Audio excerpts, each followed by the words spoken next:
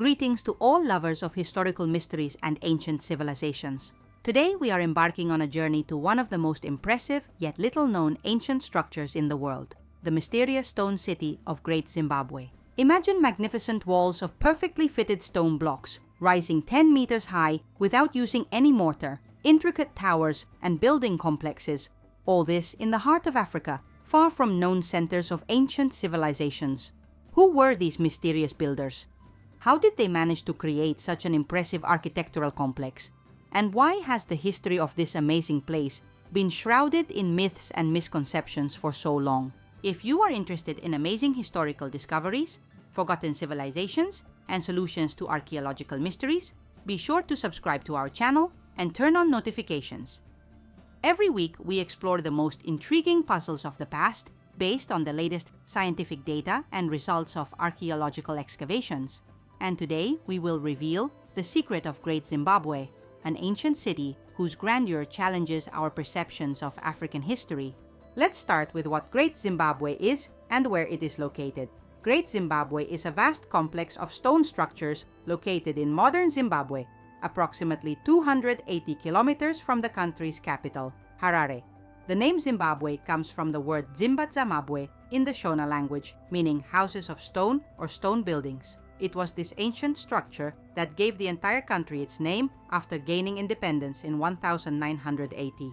The Great Zimbabwe complex consists of three main parts: the hill fortress, located on top of a granite hill; the Great Enclosure, the most impressive structure with massive walls up to 11 meters high; and the Valley of Ruins, an extensive area with numerous remains of stone buildings.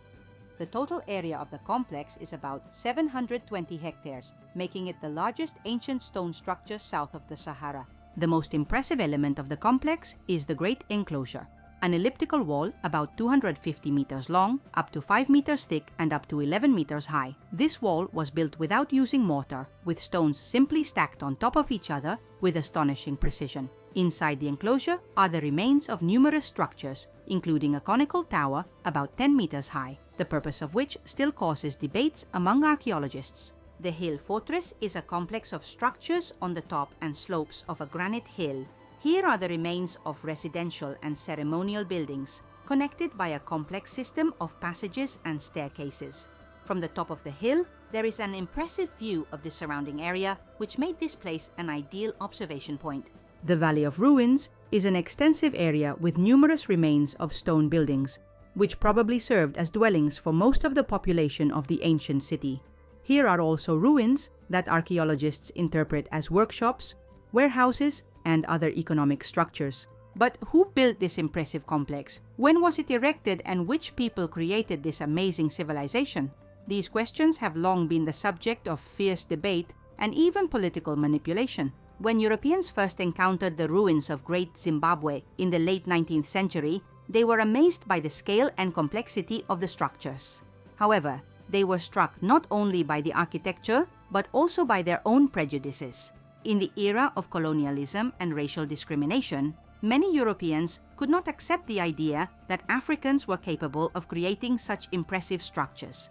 Therefore, theories emerged that Great Zimbabwe was built by Phoenicians, Arabs, Persians, or even the lost tribes of Israel. One of the main propagandists of the non-African origin of Great Zimbabwe was the British explorer and journalist Cecil Rhodes, after whom the colony of Rhodesia, modern Zimbabwe, was named. He and his followers claimed that the ruins were the remains of the biblical Ophir, the legendary country from which King Solomon received gold. This theory had no scientific basis, but it served colonial ideology perfectly, justifying European dominance in the region. The first scientific studies of Great Zimbabwe were conducted in the early 20th century by British archaeologist David Randall McIver, who, based on artifacts found, concluded that the complex was built by local African peoples. However, his conclusions were met with distrust and even hostility from the colonial authorities. In 1929, another British archaeologist, Gertrude Caton Thompson, conducted more thorough excavations and confirmed the African origin of Great Zimbabwe. Her research showed that the complex was built by ancestors of the Shona people who still live in this region. However, even after this, the colonial authorities of Rhodesia continued to propagate the version of the non-African origin of the ruins, and visitors were shown only those artifacts that could confirm this version. Only after Zimbabwe gained independence in 1980 did systematic scientific research of the complex begin without political prejudices. Modern archaeological data unequivocally indicate that Great Zimbabwe was built by Africans, ancestors of the modern Shona, and was the center of a powerful state that flourished in the region from the 11th to the 15th century of our era. Dating of various parts of the complex, conducted using radiocarbon analysis, shows that the first buildings on the hill appeared around the 11th century. The Great Enclosure and most other structures were built between the 13th and 15th centuries, during the period of the highest prosperity of the Zimbabwe state. By the end of the 15th century, most of the complex was abandoned, although some parts continued to be used later. But what was the state that created this impressive architectural complex? Archaeological data and oral traditions of the Shona people allow us to reconstruct some aspects of its history and organization. The state of Zimbabwe emerged in the context of developing trade between the interior regions of Africa and the Indian Ocean coast. From the 10th century of our era, trading cities founded by Arab and Persian merchants began to appear on the east coast of Africa. They traded with the interior regions of the continent, obtaining gold, ivory, animal skins, and slaves in exchange for fabrics, beads, porcelain, and other imported goods. The territory of modern Zimbabwe is rich in gold deposits, and control over these resources became the foundation of the power of the Zimbabwe state.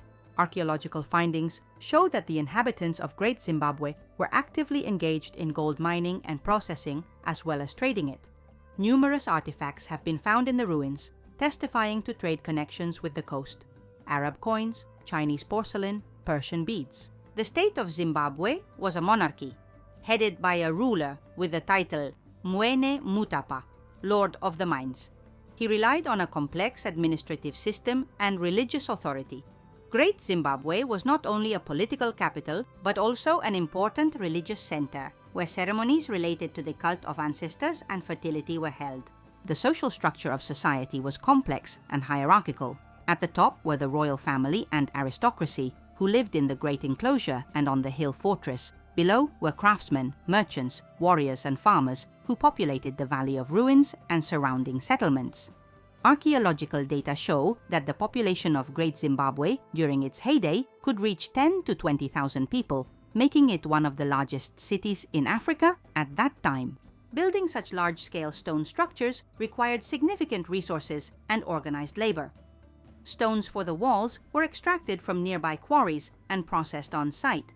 Archaeologists suggest that construction was carried out under the guidance of specialized masters who passed their skills from generation to generation.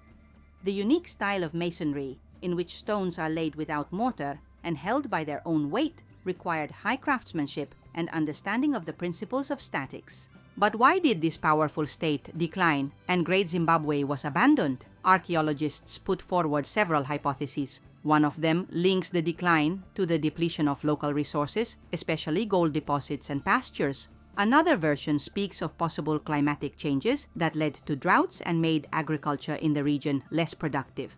The third hypothesis links the decline to political factors. Perhaps centrifugal forces in the expanded state led to its disintegration into several smaller political entities. Whatever the reason, by the end of the 15th century, most of Great Zimbabwe was abandoned, and the center of political power moved north, where the new state of Monomutapa emerged. However, the memory of Great Zimbabwe was preserved in the oral traditions of the Shona people, and some parts of the complex continued to be used for religious ceremonies until the 19th century. When Europeans first learned about Great Zimbabwe from Portuguese traders in the 16th century, it was already in ruins, but even in this state, it made a huge impression on travelers. Later, in the 19th century, when Europeans began to actively explore the interior regions of Africa, Great Zimbabwe became the object of intense interest and speculation.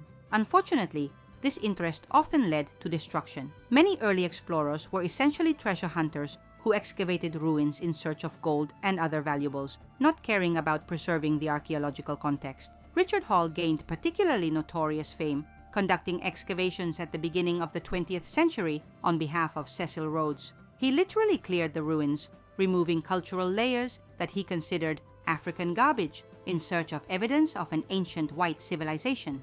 As a result of his activities, many archaeological data were irretrievably lost. Only in the 20th century, with the development of professional archaeology, did serious scientific research of Great Zimbabwe begin. This research continues today, gradually revealing new aspects of this amazing civilization. One of the most interesting questions is the architectural style of Great Zimbabwe. The unique technique of stone masonry without using mortar has no direct analogues either in Africa or beyond. Where did these construction skills come from? Did they develop independently, or were they borrowed? Archaeologists believe that the construction technique of Great Zimbabwe was a local invention that gradually developed and improved over several centuries. Earlier and less complex stone structures discovered in the region show a gradual evolution of construction methods, which reached their peak in the Great Enclosure and other structures of the main complex. Particularly impressive is the ability of Great Zimbabwe builders to work with local material, granite, which is an extremely hard and difficult stone to process. They not only learned to effectively extract and process this stone, but also developed construction techniques that allow creating stable and durable structures without using modern tools. Another interesting aspect of Great Zimbabwe is its layout and functional zoning. The complex was not a chaotic cluster of buildings. It had a clear structure reflecting the social organization of society. The hill fortress and the Great Enclosure were probably residences of the elite and places for important ceremonies, while the Valley of Ruins was inhabited by ordinary citizens and craftsmen. Archaeological findings show that in Great Zimbabwe, there was a division of labor and specialization of crafts. Potters, blacksmiths, jewelers, wood and stone carvers, weavers worked here. Their products were of high quality and artistic value, which testifies to a developed material culture. Special mention should be made of stone bird sculptures found in Great Zimbabwe. These sculptures, carved from soapstone, depict birds of prey sitting on columns. Archaeologists believe that they had important religious significance and were possibly symbols of royal power.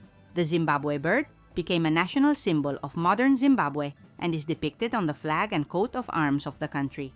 No less interesting is the daily life of the inhabitants of Great Zimbabwe. Archaeological data show that the basis of the economy was cattle breeding, supplemented by agriculture and trade. Cattle were not only a source of food, but also a measure of wealth and status. Farmers grew millet, sorghum, legumes, and other crops adapted to the local climate. The diet of Great Zimbabwe residents was diverse and included meat from domestic and wild animals, dairy products, grains, legumes, fruits, and vegetables. Analysis of bone remains shows that the population was generally healthy and well-fed, especially the elite. What was the daily life of an ordinary resident of Great Zimbabwe like? Archaeological data and ethnographic parallels with modern Shona allow us to make some assumptions. Most people lived in round houses built of wood and clay with thatched roofs.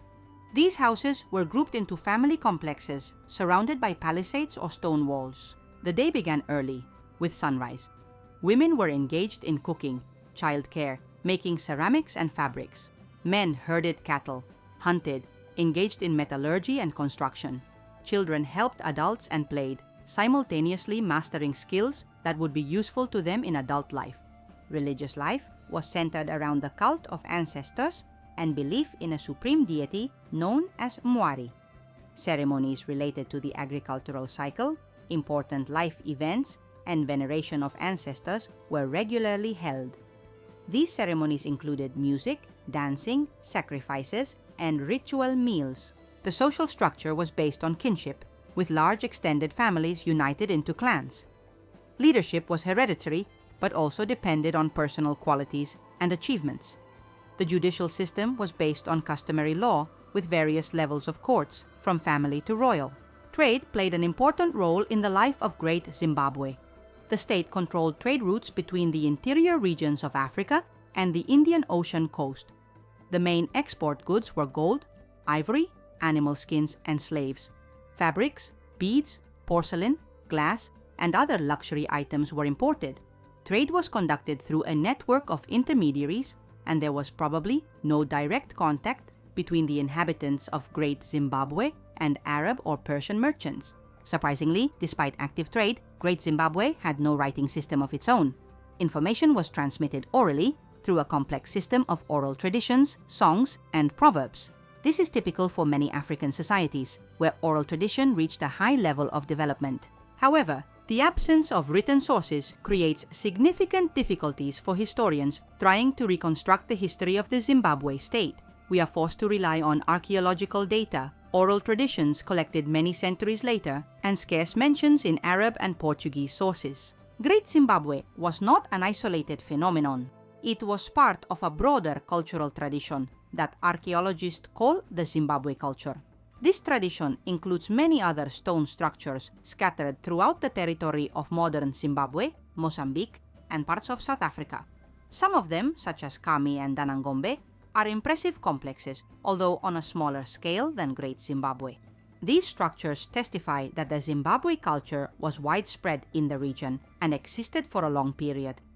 After the decline of Great Zimbabwe, the center of political power moved first to the north, where the state of Monomotapa emerged, and then to the southwest, where the Kami culture developed. The legacy of Great Zimbabwe is alive today. After gaining independence in 1980, the new state was named Zimbabwe in honor of this ancient complex. The Zimbabwe bird became a national symbol, appearing on the flag, coat of arms, and currency of the country. Great Zimbabwe is seen as a symbol of African achievements and a refutation of colonial myths about the primitiveness of pre-colonial Africa. In 1986, Great Zimbabwe was included in the UNESCO World Heritage list, emphasizing its global cultural significance. Today, it is an important tourist and educational center where visitors can learn about the amazing civilization that created these impressive structures. Modern archaeological research of Great Zimbabwe continues using new technologies and methods. Magnetometric studies, aerial photography, DNA analysis, and other modern methods provide new information without destructive excavations. This research gradually reveals new aspects of this amazing civilization. One of the most interesting directions of modern research is the study of the interconnections of Great Zimbabwe with other African civilizations and with the wider world of the Indian Ocean. Findings of Chinese porcelain, Persian beads, and other imported goods indicate that Great Zimbabwe was part of an extensive trade network connecting Africa with Asia long before the arrival of Europeans. This research helps us better understand Africa's place in world history and refute the Eurocentric view that has long dominated historiography. They show that Africa was not an isolated continent waiting to be discovered by Europeans, but was an active participant in world processes with its own developed civilizations and cultures. The history of Great Zimbabwe also teaches us how political prejudices can distort scientific research. Colonial myths about the non-African origin of the ruins not only distorted historical truth, but also served as an instrument of racial discrimination and colonial domination. They deprived African peoples of their historical heritage and reinforced false notions about their inability to create complex civilizations. Returning Great Zimbabwe to its true creators, the ancestors of the modern Shona, is not only restoring historical justice, but also recognizing the richness and diversity of human culture.